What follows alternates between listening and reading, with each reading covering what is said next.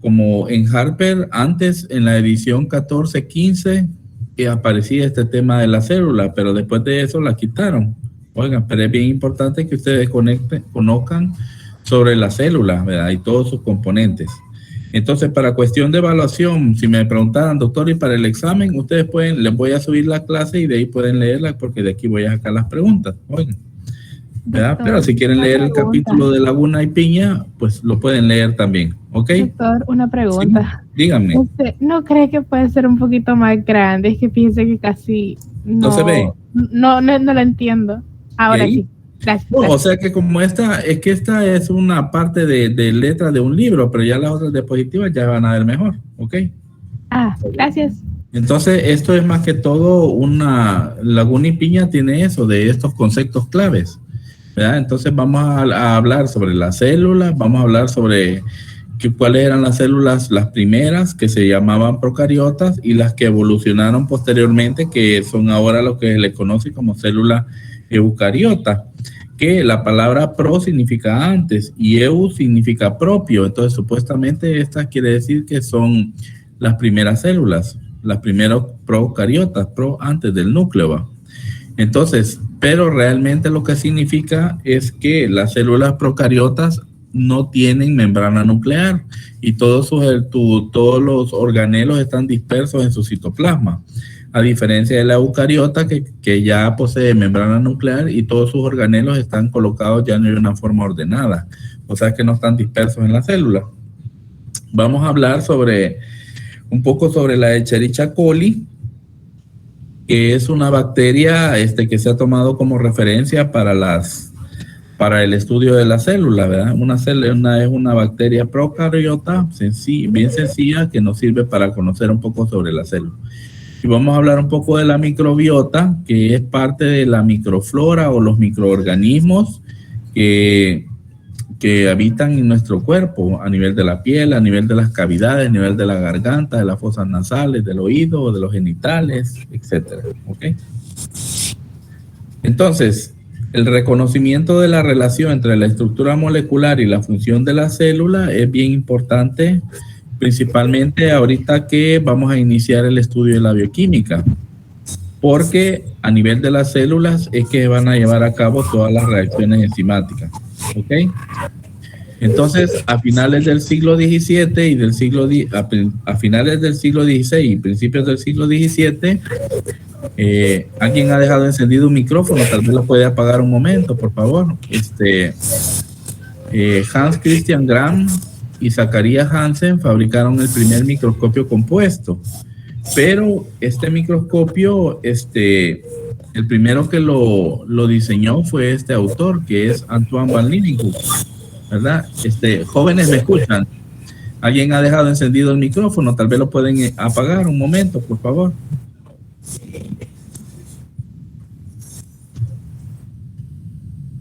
Oigan.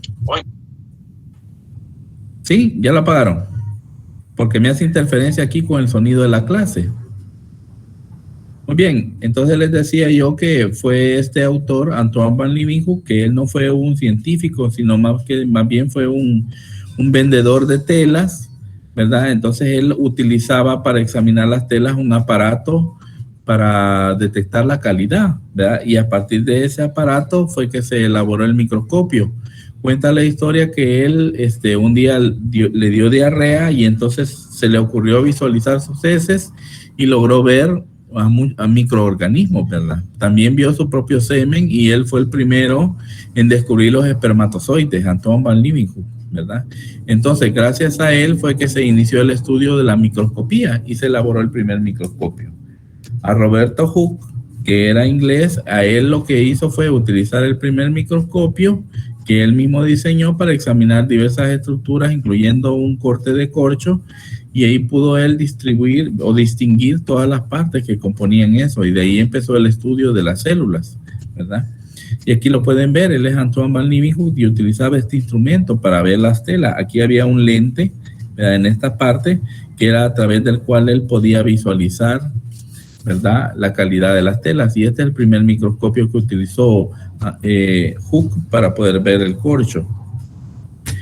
Entonces, la teoría celular moderna puede resumirse en los siguientes 4 postulados. Primero, que las células producen toda la vida, o sea, que nosotros estamos formados por células, al igual que todos los seres vivos, y eso genera la vida. Las células provienen de otras células, significa de que las células se reproducen. Por ejemplo, vamos a ver más adelante que nuestras propias células de nuestro propio cuerpo se están reproduciendo, ¿verdad? Y a través de un proceso conocido como mitosis. El material genético requerido para el mantenimiento de las células existentes y para la generación de nuevas células pasa de una generación a otra, ¿verdad? Que eso tiene más referencia con lo que es la herencia, ¿verdad? Cómo nosotros le transmitimos nuestros genes a los hijos, etc. Y las reacciones químicas de un organismo, es decir, el metabolismo, se lleva a cabo en la célula. Pero voy a disminuir aquí porque de este ancestro supuestamente existe una teoría en las cuales las primeras bacterias que existieron se conocían como arqueobacterias, les llamaba dominio, y se llamaban arcobacterias porque eran un poco como encurvadas. Y entonces cuenta que hubo una eubacteria o se formó una eurobacteria posteriormente de que a esta arqueobacteria se le introdujo otra célula que finalmente terminó formando esta estructura que usted ve aquí, que es la mitocondria. Entonces se habla de una simbiosis, o sea, de una colaboración. Entonces esta mitocondria es la encargada de producir la energía para todas las células. Y entonces esa teoría sostiene que se dio esta fusión entre estas dos células y posteriormente se formaron las eucariotas. En términos generales, las eucariotas guardan de las arqueobacterias los genes responsables de la duplicación del DNA. Y la transcripción del RNA o síntesis de proteínas se lleva a cabo en el genoma bacteriano que se conserva todavía en la célula supuestamente que se introdujo, que es la mitocondria. ¿Okay? Eventos de fusión adicionales dieron lugar a otros organelos, como por ejemplo en el cloroplasto, que son las mismas mitocondrias, solo que se encuentran en las plantas. Y que ellos en vez de producir ATP, como lo hace la mitocondria, lo que genera es clorofila y luz ultravioleta. ¿Verdad? La utiliza para poder formar energía. En términos generales, las eucariotas o los eucariotes guardan de las arqueobacterias los genes, no se les va a olvidar la duplicación del DNA, y las otras conservan el RNA supuestamente que encuentran a nivel de la mitocondria. La célula mejor estudiada es una célula procariota gram negativa conocida como Escherichia coli. Esta célula se considera que no es una eucariota porque todos sus organelos están dispersos, ya la vamos a ver. Se dice que es gram negativo porque este gram, ustedes cuando llevemos microbiología vamos a ver esta tinción. Yo les voy a enseñar de que esta tinción nos sirve para clasificar a las células en dos grupos, las gram positivas y las gram negativas, y cuando lleve fármaco se van a dar cuenta de que esta tinción es bien importante a la hora de elegir el antibiótico que usted va a utilizar para distribuir a un proceso infeccioso bacteriano. ¿Ok? Entonces, la Escherichia coli es una bacteria gram negativa. Las bacterias gram negativas, para que ustedes comprendan, cuando uno las mira al microscopio, son como esferas y se miran de color rosado. Las bacterias gram positivas siempre son esferas, pero se miran de color morado. Esa es la diferencia, el color que refleja cuando se están viendo en el microscopio. ¿Verdad? Entonces la Escherichia coli es una bacteria que habita en nuestro intestino grueso. Ahí está ubicada la Escherichia coli y pues tiene una función muy importante, ayuda al proceso de putrefacción de los alimentos a nivel del colon y produce vitaminas como el complejo B y la vitamina K que ayuda al proceso de coagulación de nuestra sangre. Entonces, es lo que yo le decía al grupo, que no es bueno que las personas refieren que se desparasitan 2 veces al año. Es más, ustedes ven el anuncio de los laboratorios López que dice que hay que desparasitarse 2 veces. No, porque ¿para qué se va a aplicar un antibiótico que le va a destruir una bacteria, en este caso la Escherichia coli, que está formando parte de su flora bacteriana y que le ayuda a formar complejo B? Entonces, si usted toma antiparasitarios, la va a destruir y entonces no va a haber quien le forme, y de ahí viene el problema del síndrome del colon irritable. Pero lo vamos a ver más adelante. La Escherichia coli por lo general no es no patógeno, aunque algunas posee unas cepas o otras primas que sí son patógenas hoy. Pero esta no es patógena, la que vive en el intestino. Ahora, si se ubica dentro de otro lugar que no es el intestino, la Escherichia coli sí puede causar enfermedades, ¿ok? Entonces, presenta una membrana externa, tiene un diámetro de 2 micrómetros y tiene una capa, una pared que está constituida de péptidoglucanos, que son carbohidratos ligados con aminoácidos, ¿verdad? La membrana plasmática o membrana celular, cuya composición aproximada está conformada, la membrana plasmática de estas células, de un 50% de proteínas y un 50% de lípidos. Ya vamos a ver la membrana citoplasmática. Las otras capas localizadas por fuera de ella reciben el nombre de envoltura celular. La membrana plasmática contiene proteínas que son capaces de transportar iones. Ya vamos en la otra clase que vamos a ver el día viernes, cuando hablemos de pH y hablemos de balance del agua, se van a dar cuenta que las proteínas atraen otros compuestos de polaridad diferente a través de enlaces, a través de los iones. Y un ion es un elemento que tiene una carga. Por ejemplo, el sodio, que es positivo, el potasio positivo, el magnesio positivo, el calcio positivo, el fósforo es negativo, etcétera. ¿Ok? Que son los principales iones que están en nuestras células. La membrana externa de la Escherichia coli se observa una serie de estructuras como cabellos. En esta bacteria son como abundantes cabellos, ya lo vamos a ver más adelante, y eso se les llaman pilis. Esos pilis les sirven a ellas para poder adherirse o pegarse a los epitelios de un órgano en específico, el órgano uretral del hombre y la mujer, y puede adherirse y luego causar una infección bacteriana. Y ustedes aquí lo pueden ver, miren que tiene miles de cabellos alrededor. Esos se llaman pilis, pero los más largos se conocen como flagelos, y estos les sirven a ellos para poder desplazarse. ¿Ok? La membrana plasmática y el citoplasma, vamos a encontrar en todas las células enzimas que son proteínas que son necesarias para el metabolismo energético, así como también para la biosíntesis de precursores. Los ribosomas, ¿verdad?, van a sintetizar proteínas. Ahí se van a llevar a cabo la síntesis de proteínas, y en el núcleo lo que se almacena es la información genética en forma de ADN. La célula podemos definirla nosotros como la unidad estructural y funcional de todos los seres vivos, ¿verdad? Estructural porque acuérdense que nosotros estamos formados por millones de células, y funcional porque cada una realiza una función específica en nuestro organismo. Sin embargo, el grupo más numeroso de células se aloja dentro del cuerpo y no corresponden a las propias células, sino a la flora bacteriana, conocido como microbiota. Esta microbiota está constituida principalmente por bacterias que son simbiontes. Un simbionte es aquel microorganismo que no pertenece al cuerpo, porque acuérdese que les contaba yo al grupo que uno al nacer nace sin bacterias, uno nace aséptico, el bebé nace aséptico, pero conforme va teniendo contacto con la superficie donde se coloca el niño y todo eso, quiera o no, empieza a ser colonizado por bacterias, ¿sí?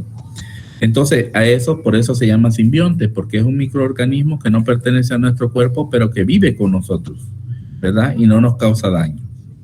Y al contrario, realiza una simbiosis, que es una ayuda, o sea, nos ayudamos mutuamente.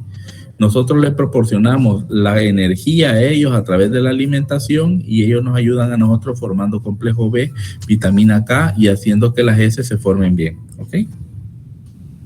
La membrana plasmática, la función de ella es que va a estar alrededor de todos nuestros millones de células, y entonces define la periferia celular y separa el contenido que está interno en la célula con el del exterior, o sea, separa el líquido intracelular del líquido extracelular. Está compuesta de lípidos y proteínas, ya lo dije yo, de 50%. Los lípidos principales se conocen como fosfolípidos. Y los fosfolípidos no es más que un grupo que contiene un compuesto que está compuesto por fósforo y por ácidos grasos. ¿Ok? Esta estructura es delgada, pero es resistente y posee alta plasticidad que le permite plegarse y extenderse según las necesidades a las células.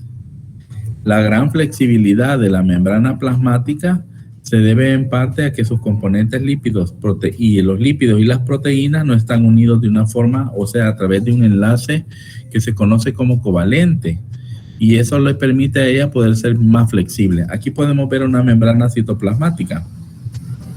La membrana citoplasmática se le denomina como mosaico fluido. ¿Por qué mosaico? Porque arriba, si usted ve por esferas, usted si ve alguna vez ve un mosaico, va a ver que está compuesto por pequeñas estructuras que forman una imagen. Entonces, por eso se le llama mosaico fluido, porque es atravesada por iones, ¿verdad? La membrana citoplasmática está conformada de dos partes, una capa externa y una capa interna. Las dos capas están formadas de fosfolípidos. Los fosfolípidos tienen una estructura que usted ve en la parte del círculo rojo arriba, tanto abajo. Ese es el fósforo. Y los lípidos son los ácidos grasos, estas cadenas amarillas que usted ve aquí, que son en número de 3 por cada fosfolípido. Entonces, el grupo fósforo está en contacto con el medio acuoso, o sea, con el agua. Aquí es el líquido extracelular y aquí adentro sería el líquido intracelular. Pero en esta parte donde están los ácidos grasos se dice que es una parte hidrófoba.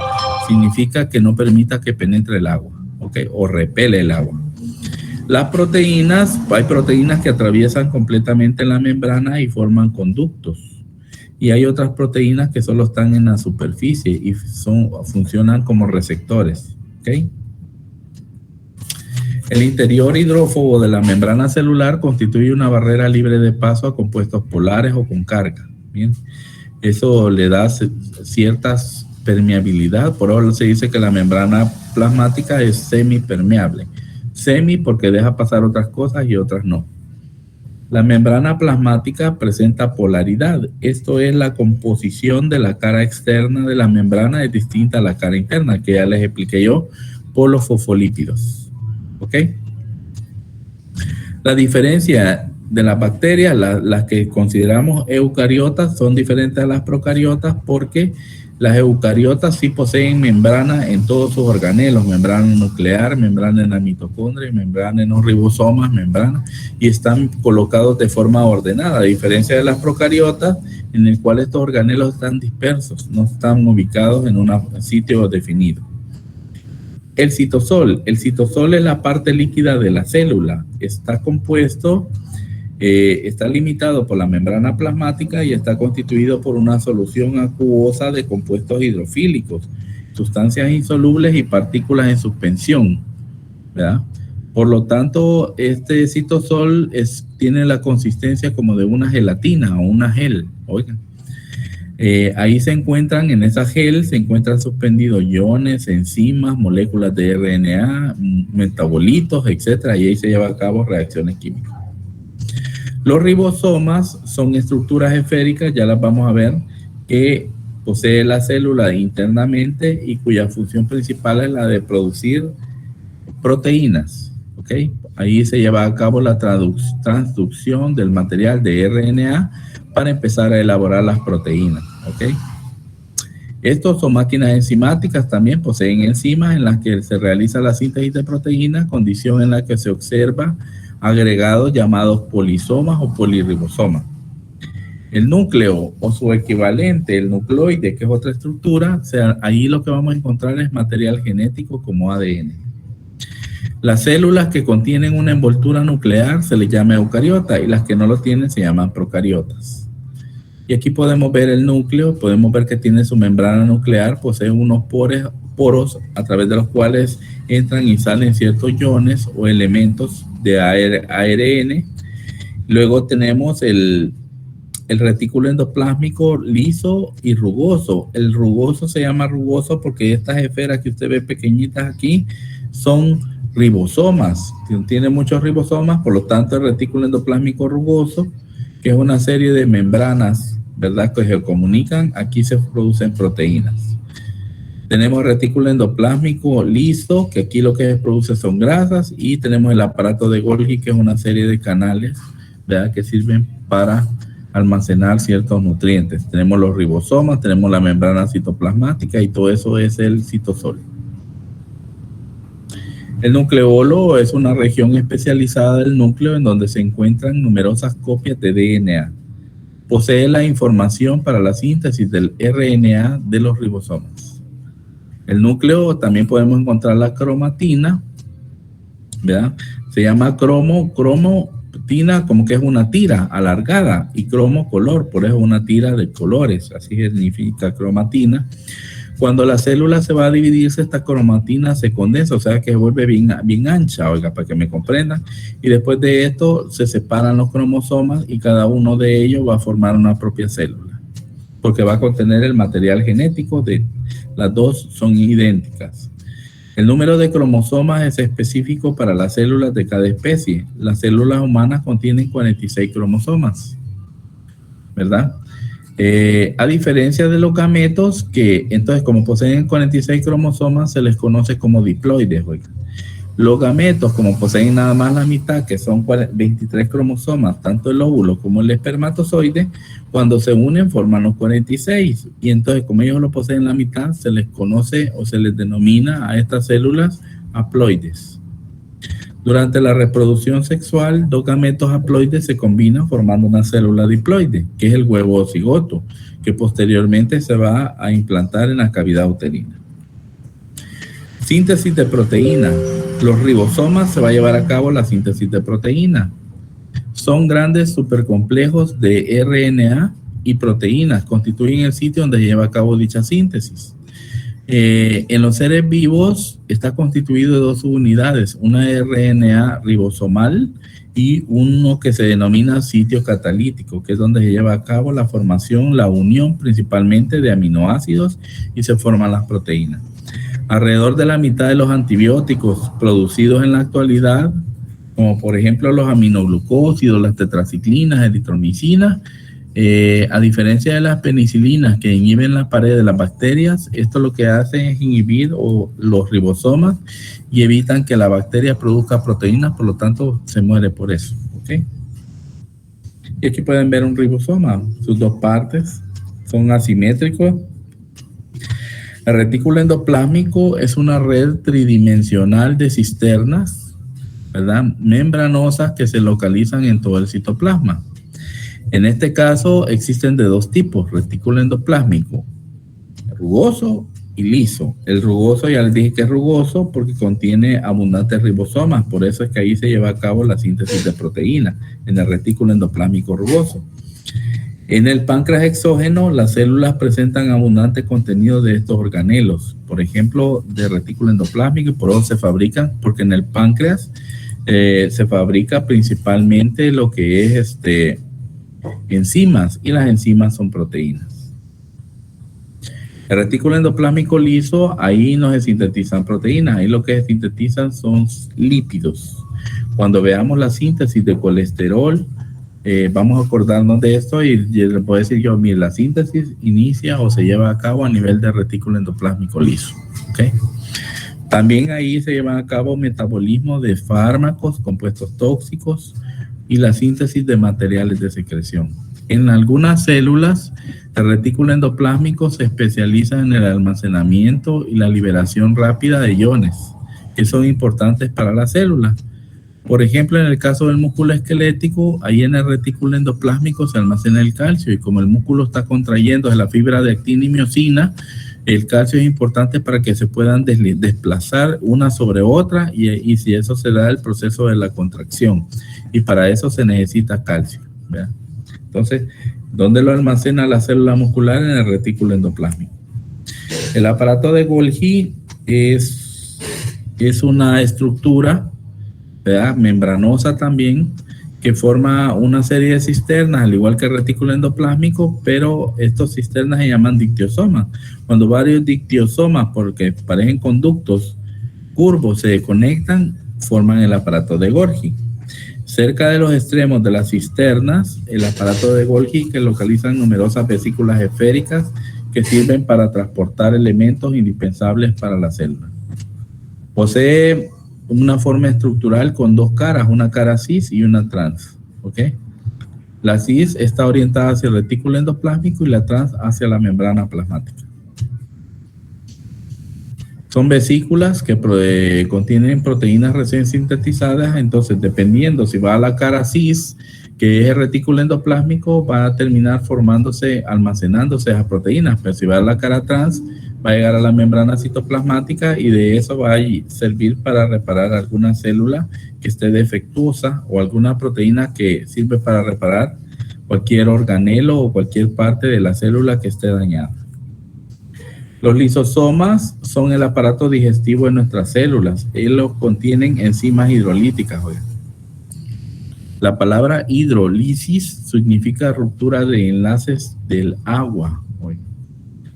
En el citoplasma celular a menudo se observan vesículas esféricas alrededor de un micrómetro delimitadas por una membrana y corresponden a los lisosomas, los cuales contienen enzimas que pueden romper enlaces, por eso se llama hidrolítica, tanto de proteínas, polisacáridos, que son carbohidratos, ácidos nucleicos y lípidos.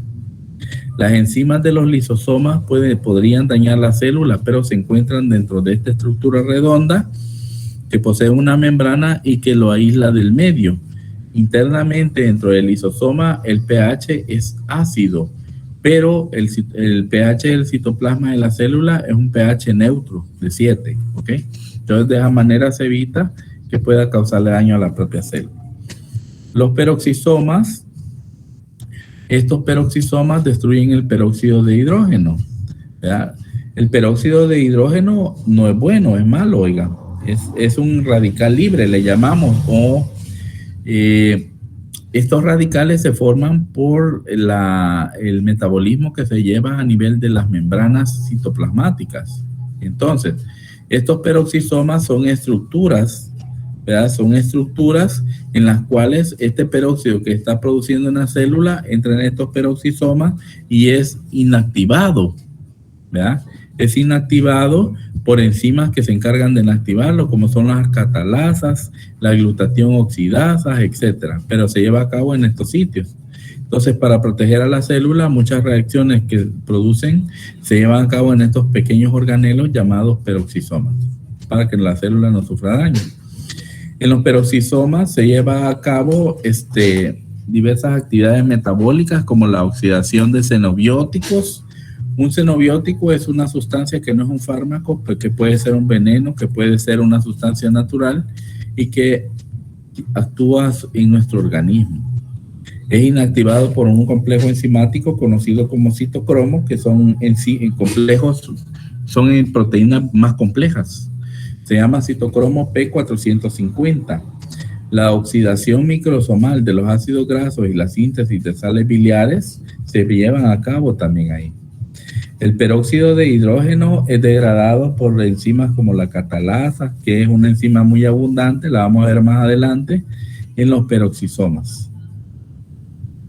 Las mitocondrias, que quizás es el principal organelo intracelular que yo quiero que se aprenda, porque todo lo de la bioquímica que vamos a ver, los metabolismos, va a ir hacia la mitocondria.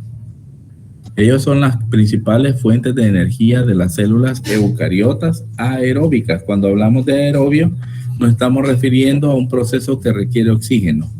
Oiga, por eso nosotros necesitamos la respiración, si no, no podríamos llevar a cabo la función mitocondrial, principalmente la combustión de los alimentos. En el citoplasma de las células eucariotas se observan organelos que tienen dos membranas, tienen un diámetro de 1 micrómetro, parecieran células, pero se les denomina mitocondrias. Estas mitocondrias presentan dos membranas, una membrana externa y una membrana interna, y en el centro poseen una parte líquida en el cual hay gran contenido de enzimas y de intermediarios metabólicos, y eso se le conoce como matriz mitocondrial. Las mitocondrias contienen enzimas que actuando en conjunto catalizan la oxidación de los nutrientes, lo que nosotros consumimos en los alimentos, carbohidratos, lípidos y proteínas. La energía química que posteriormente es liberada por las reacciones de oxidación mitocondrial se va a utilizar para sintetizar el ATP, que es el adenosín trifosfato, que es la fuente de energía de todas las células. El fósforo es energía, acuérdense, fósforo, todo lo que contiene fósforo es energía, genera calor. La energía química liberada por las reacciones de oxidación mitocondrial se utiliza para la síntesis de ATP. En las células aeróbicas, las mitocondrias son la principal fuente de ATP, molécula que alcanza todos los sitios que requieren energía.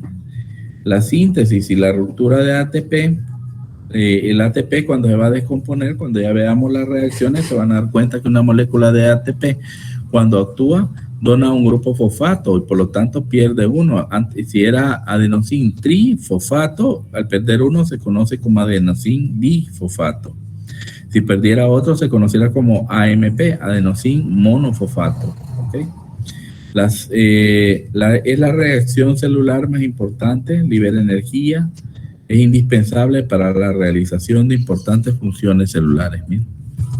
Y aquí podemos ver a la mitocondria, podemos ver la membrana externa, la membrana interna que forma estas crestas que se conocen como crestas mitocondriales. Mire, todo esto que usted ve aquí se llaman crestas, estas vueltas que da la membrana.